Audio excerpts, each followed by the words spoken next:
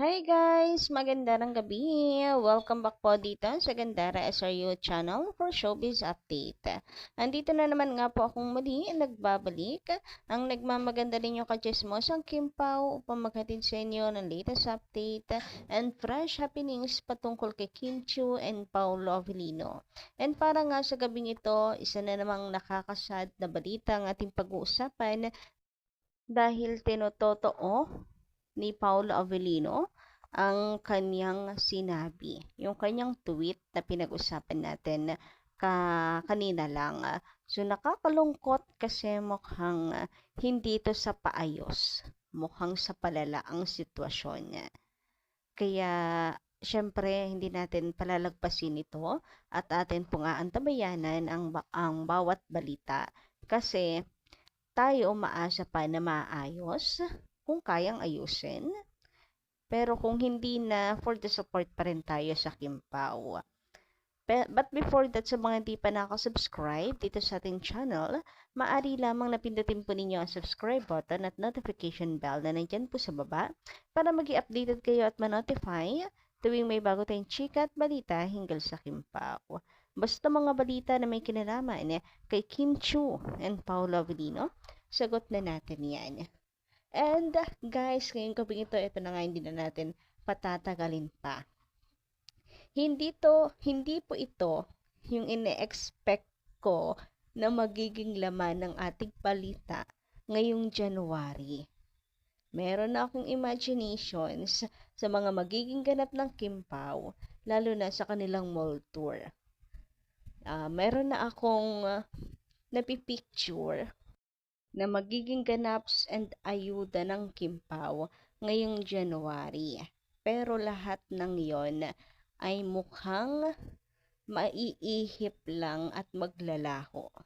Kasi, grabe, kabaliktaran. Itong ating, hindi ko lubos maisip, nakabaliktaran ang siyang ating i-update, ang ating pag-uusapan ngayong January. Ang sakit sa puso, nakakakirot, nakakatusok. Parang may tumutusok sa puso natin. Kasi,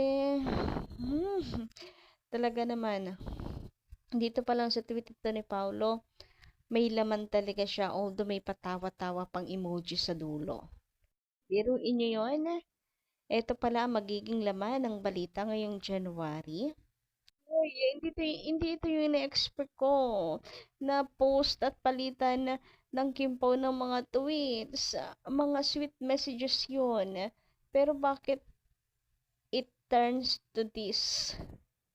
At ang latest chika, 'di ba, inaasahan natin na maayos. Ngunit parang sa palala ang sitwasyon, parang hindi po maayos, guys. Kasi nag-unfollow na eh. Hindi lang po si Paolo, pati na rin si Kim sa Star Cinema. Si Kim na produkto ng PBB. Hindi ko lubos maisip na aabot sa pag-unfollow. Anong next nito? Mukhang it's a big move na gagawin ni Paolo at Kim. So, at least, 'di ba, magkasama pa rin sila hanggang dito. Mukhang hanggang magkasama pa rin sila sa pagdedesisyon sa pag-unfollow si Star Cinema. Ang bigat nito, guys. Ang bigat na nag-unfollow sila. Yes, sabi ko kanina, mukhang sa palala at hindi maayos, pero praying pa rin, kapit pa rin. Pero kung hindi na talaga, andito pa rin tayo nakasupport sa dalawa. No matter what happen, hindi natin tatalikuran syempre si Kim and Paolo. Nakakalungkot lang kung hahayaan ito nila. Hahayaan at bibitawan ang Kimpaw. It's really a big disappointment talaga. Big disappointment ang matatanggap nila from mga fans. Ba't gano'n? Yung disappear na title nila, apakabenta. Pero bakit kailangan collaboration sa Star Cinema mag-disappear?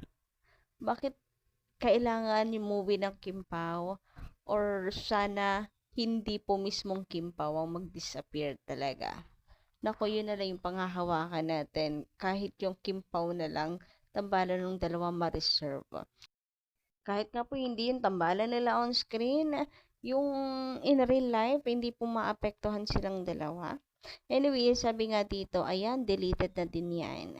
Ito po, talagang burada na. Huy, may nakakasada. Sakit sa puso naman ang balitang ito. Pero may naka-screenshot. Pero may naka-SS. Tapos nag-unfollow na sila. Na silang dalawa sa SC or Star Cinema. Na-feel ko ang disappointment ni Kim and Paolo right now. Kami ngang mga solid fans na naghihintay na-stress. What more silang mga actors at kasama sa set. Kim and Paolo doesn't deserve this kind of treatment. Gaano ka-loyal si Kim sa kanila. Alam ng lahat. Yun nga, tulad ng sabi ko sa inyo, si Kim na ang laki ng pagtanaw ng utang na loob, napaka-loyal po sa kanila. Produkto ng PBB. Kaya naman, ang sakit din sa mata guys na makita ito. Sa account ni Kimi, naka-unfollow na ang Star Cinema. Ayan, at hindi na po masisearch ang Star Cinema. Umabot na po sa pag-unfollow. Si Kimi, biruin nyo ha guys, si Kimi nag-unfollow sa kanila. Ito yung ilang screenshot ng mga fans. Ang bilis talaga makaamoy ng mga fans. Sa tagal ni Kim Chu sa industriya, ngayon lang nagkaganito. Guys, as in, kaya nakaka-curious ano yung pinag-ugatan ng problema. And even Paolo Avellino, naka-unfollow na po sa Star Cinema. Ayan, at hindi na rin po ma-search ang Star Cinema sa kanyang pina-follow. So, bakit kaya umabot sa ganitong punto? For sure, sukdula na yan. Kaya, dumating na sila sa ganitong point. Mag-unfollow parehas. But at least, parehas sila. So, meaning, magkakampi sila sa battle na to. Yun na lang yung pamparelieve natin na magkasangga si Kim and Paolo sa battle na to. Sabi naman dito, sinong matutuwa sa ginagawa nila? Pagod at puyat. Pagod at puyat ang Kim Pao natin. Tapos ganyan lang. Yes, true. Pagod talaga at puyat, lalo na si Kimi. Talagang kayod kalabaw kung tutuusin eh. Lagari talaga itong si Kim Chu. Kaliwat kanan na, syempre, trabaho, sa showtime, ASAP, events, tapos taping, syempre mga taping, shooting, rehearsals, 'di ba? Ang sakit sa ulo 'yan ha. Punong-puno sked ni Kimi.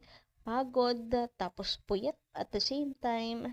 Kala ko nga po tapos lang movie ng Kim Pao eh. Ay tapos na yung shooting nila eh nung December. Hindi pa pala. Kaya nga 'di ba nandiyan itong nabalitaan natin ngayong pagpasok ng January. Uy, hindi pa pala tapos. Nakakaloka. Lapit na ng showing, hindi pa rin tapos yung shooting. Grabehan yun. Tapos paano magiging endgame nito? Hindi na lang itutuloy. Magkaka-issue. Mapablind item. May magmumukhang masama. Etc. Nako, parang naamoy ko na. Pero sana hindi. Siyempre, tiwala pa rin tayo na mahal nila ang Kim Pao. And I hope guys na tayong lahat huwag iwan si Kim and Paolo dito sa mabigat na pinagdadaanan nila ngayon.